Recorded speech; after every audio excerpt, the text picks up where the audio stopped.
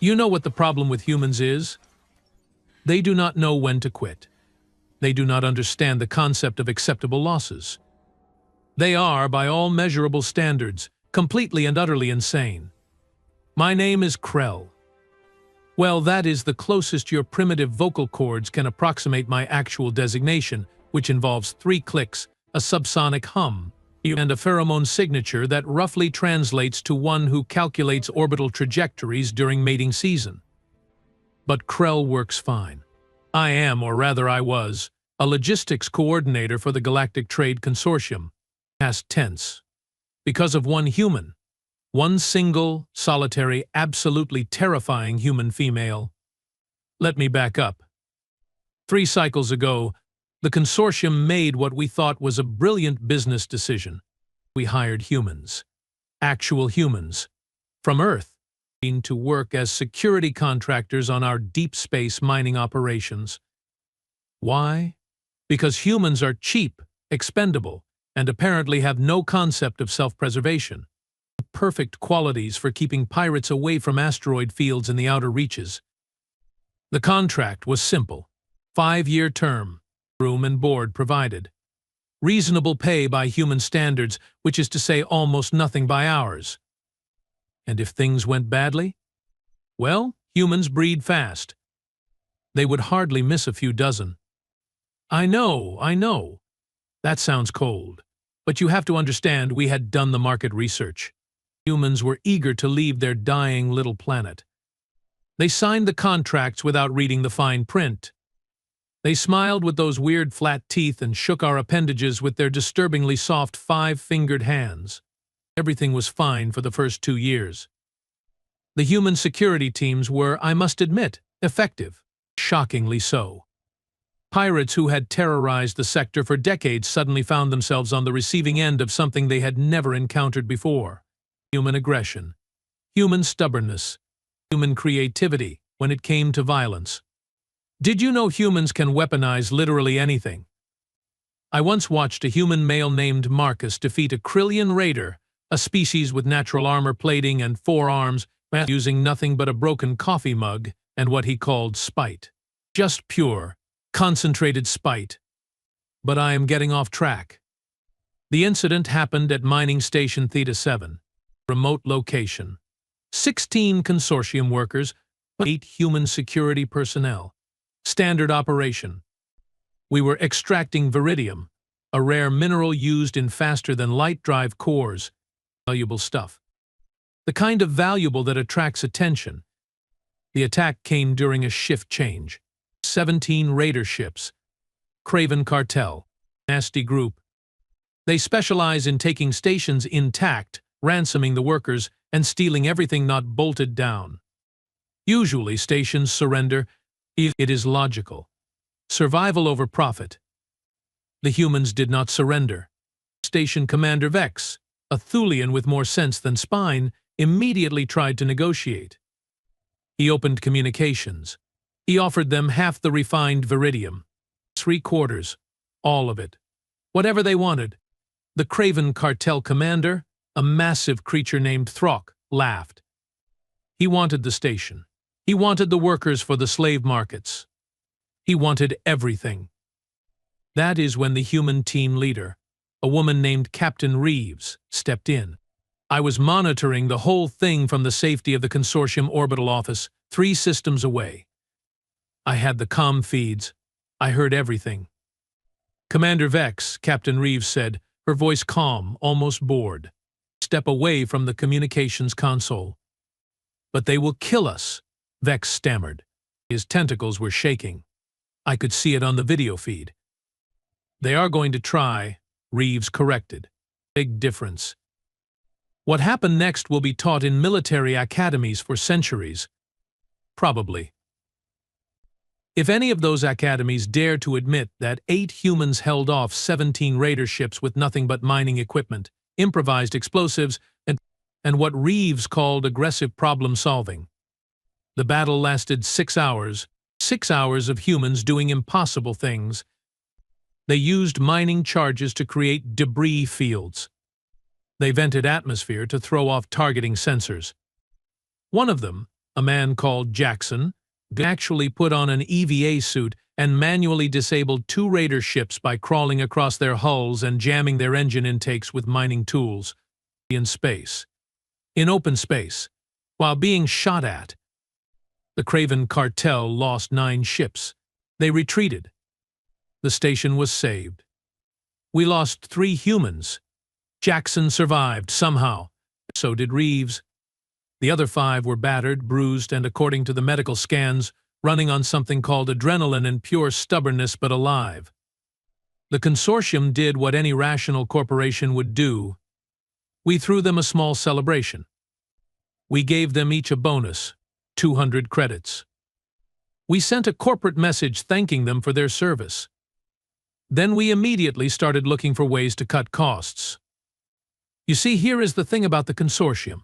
We are traders, merchants. We calculate profits and losses. And humans, as effective as they were starting to become expensive. They wanted better food, better quarters, better medical care. They wanted their contracts honored fully. Unacceptable. So the consortium accountants, in their infinite wisdom, decided to implement what they called operational efficiency measures, a fancy term for screwing over the people who saved your assets. They cut the food shipments. They delayed medical supplies. They started finding contract loopholes to reduce pay. The humans complained. Of course they did. Captain Reeves filed 17 formal grievances. She documented everything. She followed every proper channel. She was professional, polite, firm. The consortium ignored all of it. Then came the second attack. Same station. Theta 7. 6 months after the first raid. This time it was not the Craven cartel. This time it was something worse. The Void Reapers. If you do not know who they are, consider yourself lucky. They do not take prisoners. They do not negotiate. They consume everything. Everyone. 23 ships appeared at the edge of the system, and Commander Vex immediately sent a priority distress call to the consortium. He requested immediate evacuation, and he requested military support. The consortium ran the numbers. The cost of sending a fleet? Substantial. The value of the remaining Viridium at the station? Moderate. The value of the workers? Minimal. The humans? Already paid for the next 2 months. The consortium made a business decision. They sent 1 ship, a small cargo freighter, a capacity for 20 passengers. There were 24 people on that station. Do the math. The freighter arrived 3 hours before the Void Reapers would be in weapons range. Commander Vex immediately began loading personnel. Consortium workers first, of course. They were more expensive to replace. Then the Thulian engineers, the Zentari technicians. When they ran out of space, there were still 5 humans left. Captain Reeves, Jackson, a medic named Torres, a pilot called Novak, and a young woman, barely out of training, named Kira Vale. Vex looked at them. You could see it in his eyes. With the calculation. The decision. The ship is full, he said. You will have to wait for the next transport. There is not going to be a next transport, Reeves said flatly. We all know it. The consortium is cutting losses. Vex did not deny it. He just turned away. That is when Kira Vale spoke up. Quiet voice. Steady. Captain, you should go. You have seniority. You take my spot. Reeves looked at her. Really looked at her. For a long moment, nobody spoke. No, Reeves said finally. You are young. You have family back on Earth. You take the transport. The argument went back and forth. Torres offered to stay. Jackson volunteered. They all did. Every single one of them. In the end, they drew lots. All 4 would go. 1 would stay. The universe, it seems, has a terrible sense of humor. Kira Vale pulled the short straw. I watched it happen on the security feed. I saw her face when she realized. Saw her try to smile. Saw her nod. It is okay, she said. Really. I will figure something out. Maybe I can hide. Maybe they will just take the equipment and leave. Everyone knew that was not true. Captain Reeves grabbed Kira by the shoulders. Listen to me. You fight. You hear me? You fight until you cannot fight anymore. That is what we do. That is what humans do. I will, Captain, Kira said. Her voice only shook a little. They hugged. All of them. One by one. Then the 4 humans boarded the freighter with the consortium workers. As the ship pulled away, I watched Kira Vale standing in the docking bay. Alone. 22 years old. Armed with a mining laser and a sidearm with maybe 30 rounds. 23 Void Reaper ships were about to arrive. I remember thinking, at least it will be quick. I was wrong. So very, very wrong. The Void Reapers hit the station exactly when predicted. Their first wave landed in the docking bay. 40 soldiers. Battle armor. Plasma weapons. Shielding. They found traps. Mining charges rigged to motion sensors. Atmosphere vents turned into explosive decompression zones. Every access corridor had been turned into a kill box. Kira Vale, that scared young woman we left behind, had spent her last 3 hours turning mining station Theta 7 into a death trap. She killed 12 Reapers in the first hour. I know because I was still monitoring the feeds. I could not look away. It was like watching a horror movie, except the monster was a tiny human female who weighed maybe 60 kilograms soaking wet. She used the station against them. She knew every vent, every access tube, every maintenance shaft. She hit and ran. She sniped from impossible angles. She used the station's own mining drones as remote bombs. The Void Reapers, beings who had terrorized entire sectors, who had destroyed colonies and consumed worlds, could not catch one human. They tried. Oh, they tried. They sent in heavy assault units. She collapsed corridors on them. They used sensor sweeps. She hid in the Viridium storage vaults. The radiation from the raw ore masked her heat signature. They tried to vent the entire station. She sealed herself in an emergency pod and waited them out. For 3 days, Kira Vale fought. The Void Reapers lost 47 soldiers. But eventually, inevitably, she ran out of ammunition, out of traps, out of options. They cornered her in the main processing facility. 6 Reapers. Heavy armor. She had a mining laser with a cracked power cell and a piece of sharpened metal she had torn from a bulkhead. The fight lasted 30 seconds. She took 2 more Reapers with her before they brought her down. The security feed cut out. I assumed that was the end. Tragic. Wasteful. But over. 2 days later, the consortium received a message from the Void Reapers. They were leaving the sector. Immediately. Permanently. They were abandoning their forward bases. They were pulling back to their core territory. The message was one sentence. Tell the humans we are sorry. We did not understand. Not at first. Then the reports started coming in. The Void Reapers had not killed Kira Vale. They had taken her. Alive. As a prisoner. As a trophy, maybe. A prize. Something to show off. That was their first mistake. Their second mistake was not killing her immediately when she woke up. I do not have all the details. What I do know comes from intercepted communications, scattered reports. Testimony from survivors. Yes, survivors. From the Void Reapers. Kira Vale woke up in a detention cell on the Reaper flagship, injured, unarmed, surrounded by the most dangerous raiders in known space. She waited. She watched. Wah! She learned. Then she escaped. Not off the ship. Oh no!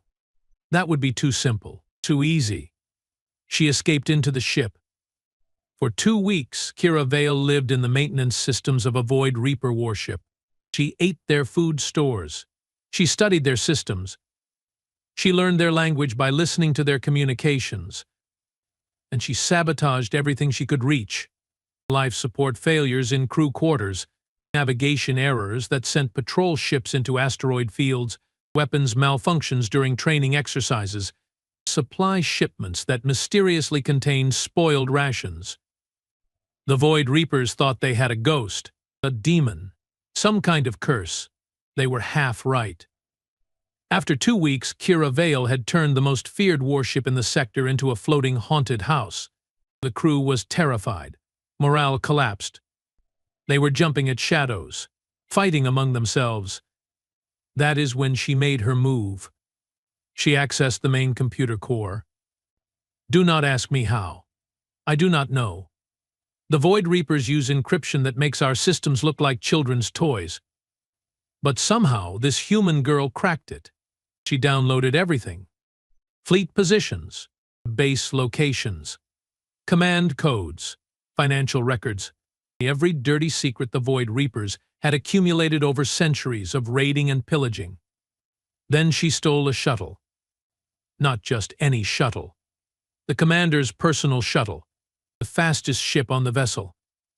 She programmed the warship's self-destruct sequence, set it for a 2-hour delay, and flew away while the Reapers scrambled to stop her. They failed. The warship, the pride of the Void Reaper fleet, exploded spectacularly. Kira Vale jumped to a nearby trade station, dumped all the stolen data onto the public networks, and disappeared. The fallout was immediate. The Void Reaper hierarchy collapsed. Their bases were raided by rival factions. Their financial assets were seized. Their entire operation fell apart in a matter of weeks. And somewhere out there, Kira Vale vanished. For 6 months, nobody saw her. Nobody heard from her. The consortium relaxed. We thought it was over. We thought she had gone home. Back to Earth. Back to safety. We were fools. 3 weeks ago, we started getting reports. Human mercenaries were hitting consortium facilities. Small teams. Surgical strikes. They were not stealing anything. They were not demanding ransoms. They were rescuing people. Human workers on dangerous contracts. People trapped in bad situations. People the consortium had abandoned. Every raid was the same. Fast, professional, overwhelming force. And they always left a message. Nobody gets left behind. Then, 5 days ago, we got footage. A raid on a consortium supply depot in the outer reaches. Security cameras caught everything. Leading the team was a woman. Dark hair pulled back, scar across her left cheek. Eyes like frozen steel. Kira Vale. She looked into the camera, smiled, a terrifying human smile that shows all the teeth. "Hi, Krell," she said. "I know you are watching.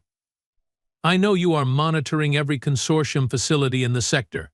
So listen very carefully." My blood, what little heat it has, ran cold. "You left me to die," she continued. "You left all of us to die. Over and over. For profits. For convenience. Because we were expendable." She leaned closer to the camera. "Here is the thing about humans. We remember. We hold grudges. And we always collect our debts." She held up a data pad. On it was a list. A long list. These are the names of every consortium executive who signed off on the abandonment protocols, every manager who cut corners, every accountant who decided human lives were not worth the expense. My name was on that list. I know it was. I had seen the preliminary budget reports. "We are coming for all of you," Kira Vale said. "Not to kill you. Oh no, that would be too easy. It's too quick. We are going to do to you what you did to us. We are going to take everything. Your credits, your assets, your comfortable lives. We are going to leave you with nothing. And then we are going to walk away. Just like you did." She straightened up. "See you soon, Krell." The feed cut out. That was 5 days ago. Since then, 7 consortium facilities have been hit. Billions in assets seized. Workers liberated. Executives disappeared. Not killed, just gone. Dumped on remote stations with nothing but the clothes on their backs. The consortium is in chaos. The Trade Council is scrambling. They are hiring every mercenary group they can find. They are fortifying every installation. It will not matter. Because you do not understand humans like I do now. You do not understand what happens when you push them too far. You do not understand what happens when you leave one of them behind. They do not just come back for revenge. They come back to make sure it never happens again. To anyone, ever? 3 hours ago, I received a private message, encrypted, untraceable. It contained a single line of text and a timestamp. You have 48 hours to liquidate your assets and disappear. Use them wisely. This is your only warning. Nobody gets left behind. Not anymore. It was signed simply, K. I am currently on a transport heading to the Rim territories. I have liquidated everything. Changed my identity. I am abandoning my entire life. Because I have seen what Kira Vale can do. I have seen what happens when you make an enemy of a human. The consortium will fall. Maybe not today. Maybe not this cycle. But it will fall. Because you cannot stop someone who has already lost everything. You cannot intimidate someone who has already faced death and walked away. You cannot defeat someone who refuses to quit. That is the problem with humans. They do not know when to quit. 48 hours seemed like a long time when I received that message. It seemed generous even. Plenty of time to disappear into the vastness of space. I was wrong about that too. I made it 36 hours before they found me. The Rim territories are supposed to be safe. No law, no governance, no consortium influence. Just smugglers, refugees, and people who do not ask questions. Perfect place to vanish. I had rented a small compartment on Station Whisper, a floating collection of modules held together by optimism and questionable welding. I paid in untraceable credits, used a fake identity, kept my head down. I thought I was clever. Then I saw her. Not Kira Vale. One of her team. A human male, tall, with cybernetic implants along his jaw. I recognized him from the security footage of the depot raid. He was sitting in the station cantina, drinking something that probably violated several health codes and watching me. He did not try to hide it. He just stared, smiled that human smile, raised his glass in a mock salute. I ran. Stupid. Absolutely stupid. But panic makes you do irrational things. I made it 3 corridors before I heard footsteps behind me. Fast, heavy. Getting closer. I ducked into a maintenance shaft, sealed the door, activated the locking mechanism. Someone knocked. Polite. 3 taps. Krell, a female voice called through the door. We need to talk. Not Kira. Different voice, younger, but with that same edge. That same absolute certainty. Go away, I managed to say. My translator was glitching from stress. I have done nothing wrong. I left. I resigned. I am not part of the consortium anymore. We know, the voice said. That is why we are here. The door slid open. I had not unlocked it. They had overridden the controls in less than 10 seconds. 3 humans stood in the corridor. The tall male from the cantina, a woman with red hair tied in complex braids, and another woman shorter with scars on her hands and a datapad under her arm. Not Kira Vale. But somehow that made it worse. Relax, the red-haired woman said. If we wanted you dead, you would be dead. We are just here to deliver a message. What message? I asked. My legs were not working properly. Fear does that. Captain Vale wants to meet you, the shorter woman said, face to face. You can refuse. But if you do, you lose the protection offer. Protection. I repeated stupidly. From who? The tall male laughed. It was not a kind sound. From everyone, he said. The consortium has a bounty on you, Krell. 500,000 credits. Dead or alive. They think you leaked information to us. They think you are a traitor. My breathing stopped.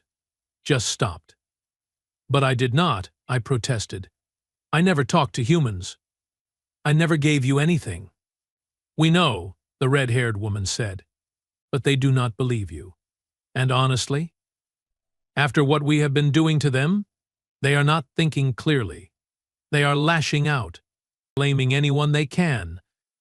The shorter woman stepped forward, held out the datapad. This is a list of everyone the consortium has marked for termination. Former employees, whistleblowers, people who asked too many questions. You are number 7. I took the datapad with shaking hands, scrolled through the names: engineers, accountants, logistics coordinators, people like me, people who had just been doing their jobs, all marked for death. Why are you telling me this? I asked. Because Captain Vale does not want collateral damage, the red-haired woman said. She is very specific about that. We only go after the people who made the decisions, the ones who gave the orders. The ones who knew what they were doing was wrong and did it anyway. She paused. Yeah, you were middle management. You filed reports that got ignored. You flagged safety concerns that got buried. We checked. You were actually trying to do things properly. That does not excuse anything, I said quietly. I still participated. I still took their money. I still watched as humans got abandoned. True, the tall male said, but you also did not give the order. You did not make the call. You were a cog in the machine. And now the machine is trying to feed you into the grinder to save itself. The shorter woman gestured to the datapad. Captain Vale is offering you a choice. Come with us. Tell us everything you know about consortium operations. Help us finish this. And in return, we will protect you. A new identity, safe transport, a chance to start over. Or, I asked.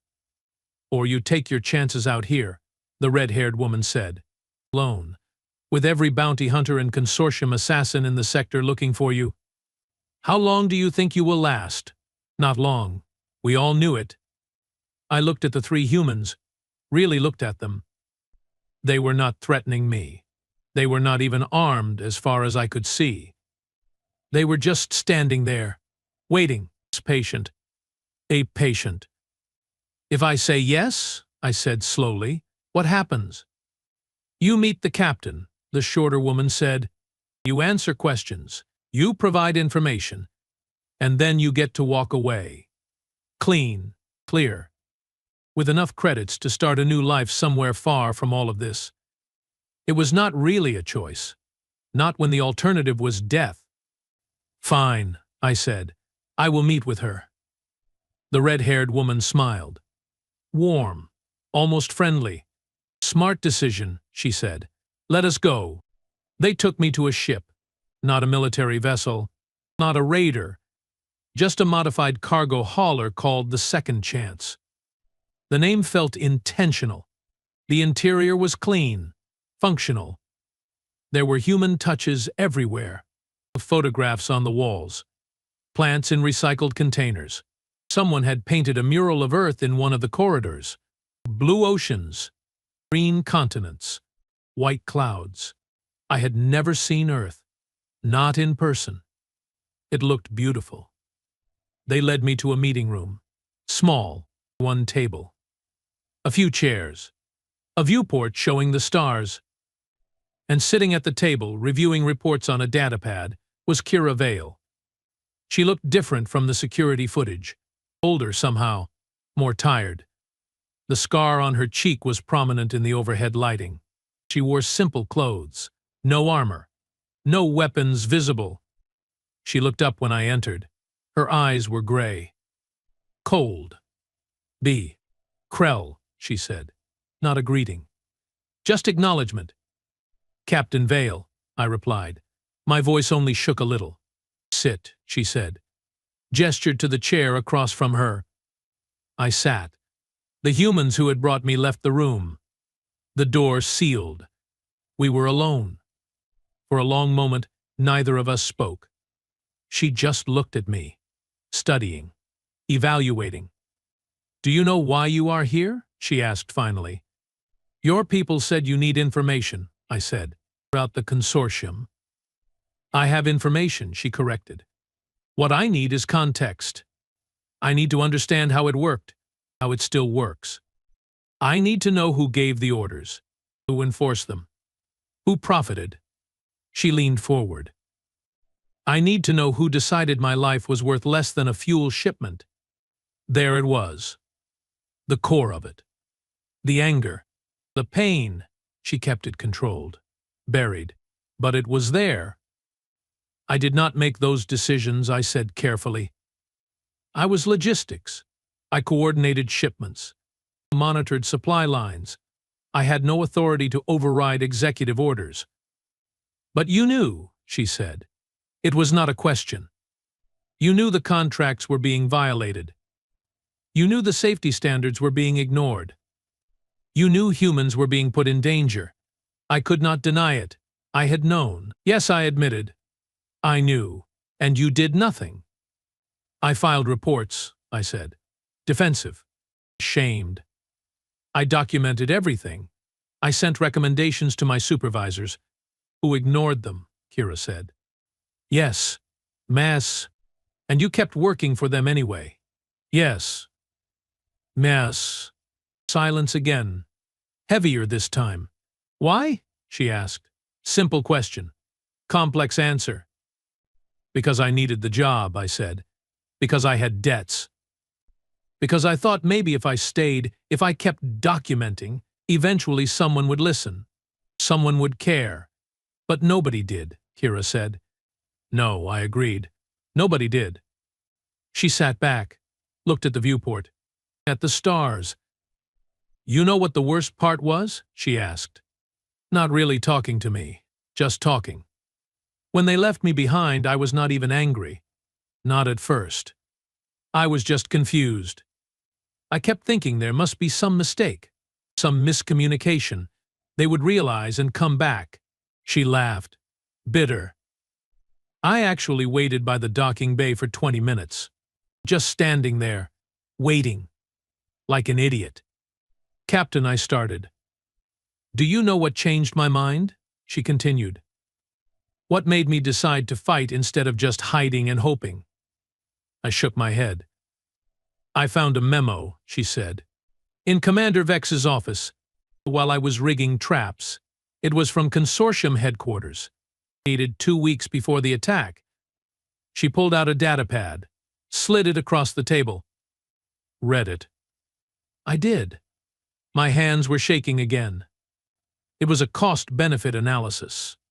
Cold, clinical, calculating the expense of proper evacuation procedures versus acceptable loss projections, recommending reduced transport capacity for high-risk stations, suggesting that human contractors be given lower priority in emergency scenarios. The signature at the bottom was from the consortium chief financial officer, my direct supervisor. "They knew," Kira said. Her voice was flat, empty. "They knew stations would be attacked. They knew people would be left behind. And they decided it was cheaper to let us die than to pay for adequate evacuation." She looked at me again. "So here is my question, Krell. Were you just following orders? Or were you complicit?" I wanted to say I was innocent, that I had no choice, that I was just a small part of a massive system.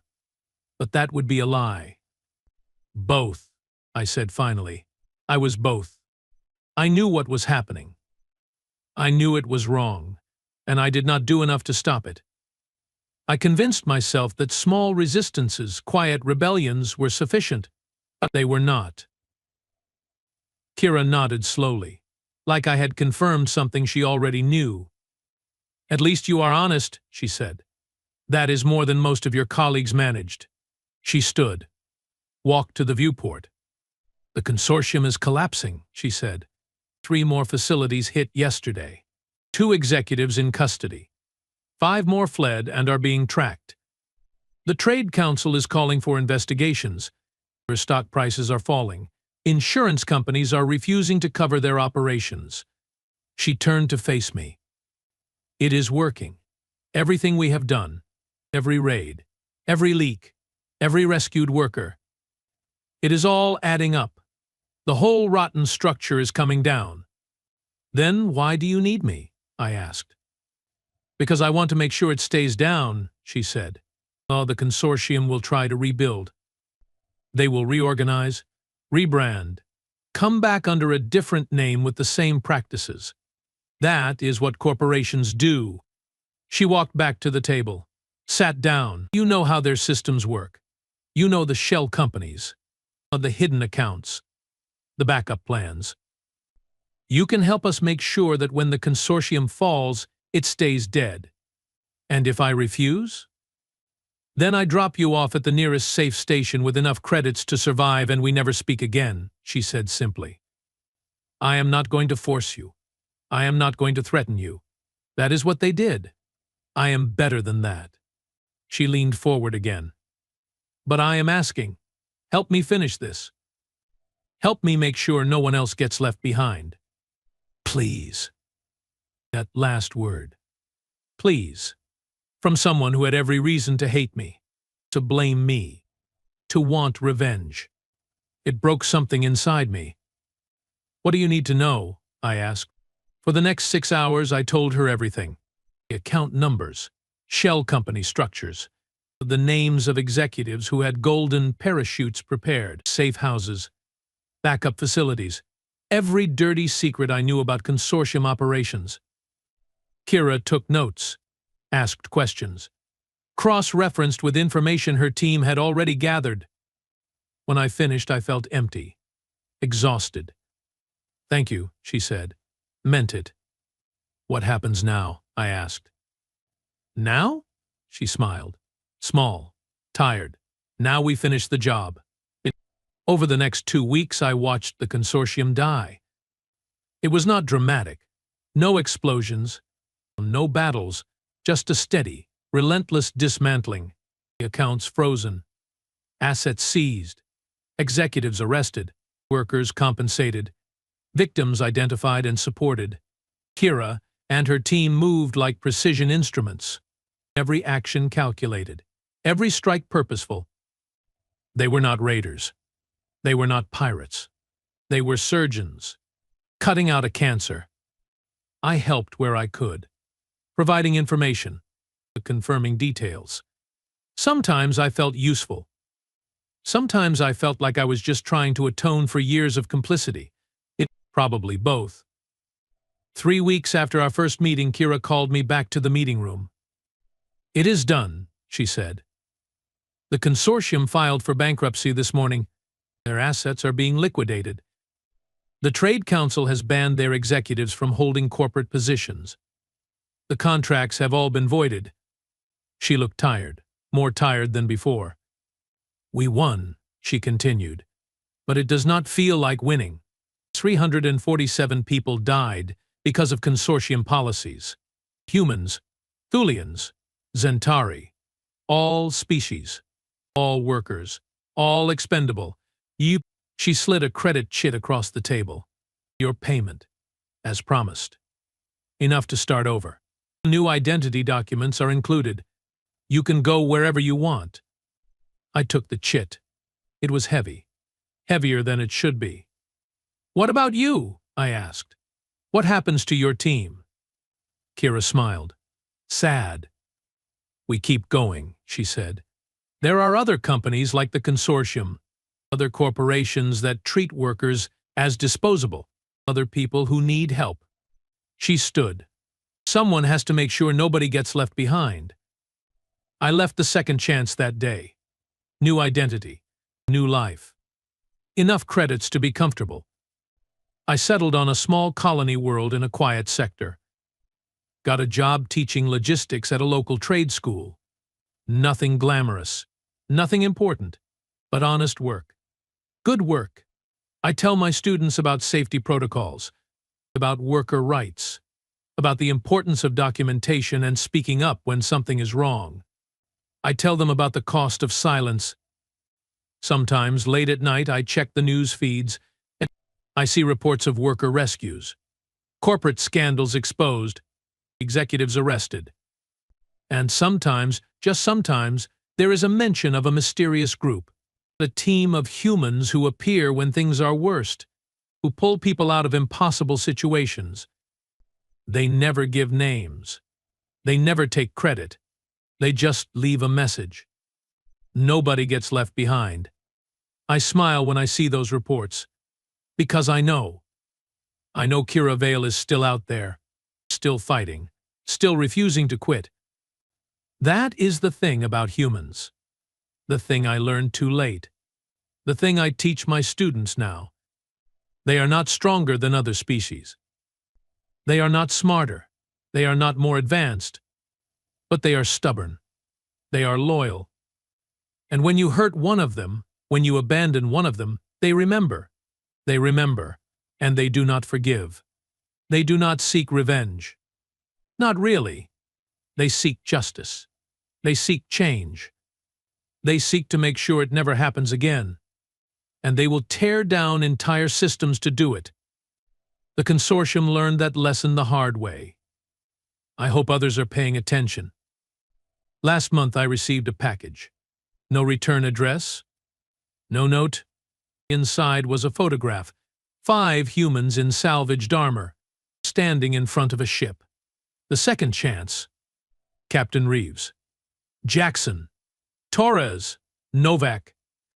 And in the center, smiling that fierce human smile, Kira Vale. On the back, written in neat handwriting, was a single sentence. Thank you for remembering. I keep that photograph on my desk, where I can see it every day. It reminds me of what I did wrong. It reminds me of what I can still do right. It reminds me that one person can make a difference. Even if that difference starts with admitting you were wrong. The humans have a saying, better late than never. I hope that is true. I hope my small atonements, my quiet teachings, my honest work matter. I hope that somewhere, somehow I am helping make sure nobody else gets left behind. Because that is what we should all be doing.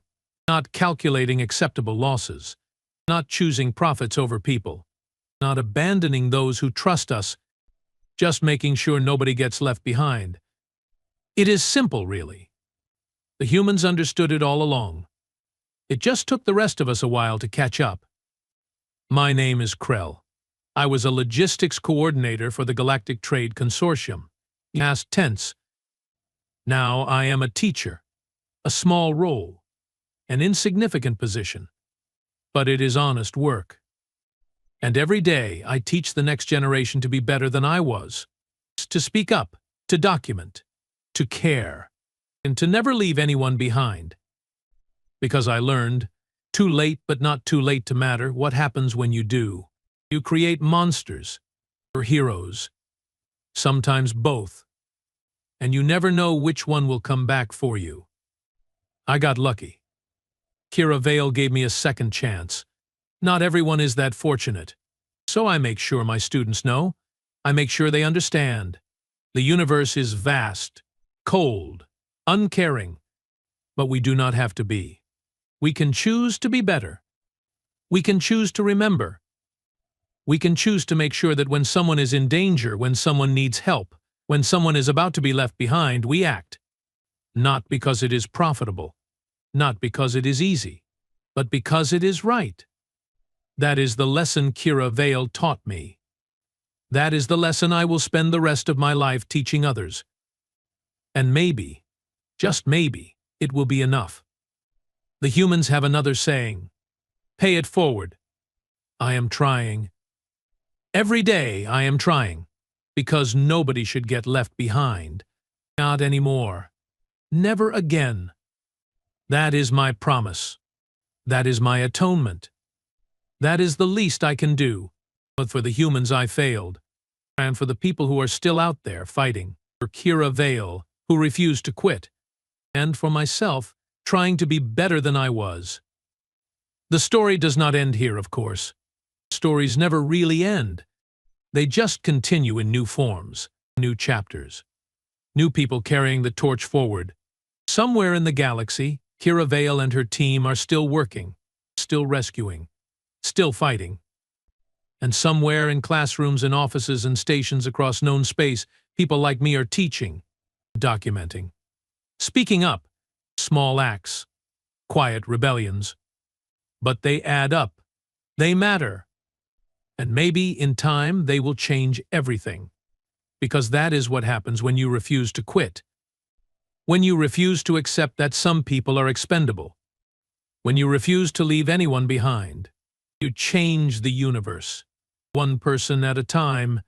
One choice at a time. One act of courage at a time. The humans knew this all along. We are only just beginning to understand. But we are learning. Slowly. Painfully. But learning. And that, perhaps, is the most important lesson of all. It is never too late to do better. Never too late to choose right over easy. Never too late to make sure nobody gets left behind. Thank you, Kira Vale, for teaching us what we should have known all along, and for refusing to quit. It is for coming back. Not for revenge, but for justice. Not for yourself, but for everyone. That is the difference between humans and the rest of us. When we leave them behind, they do not just survive. They come back. And they make sure it never happens again. To anyone.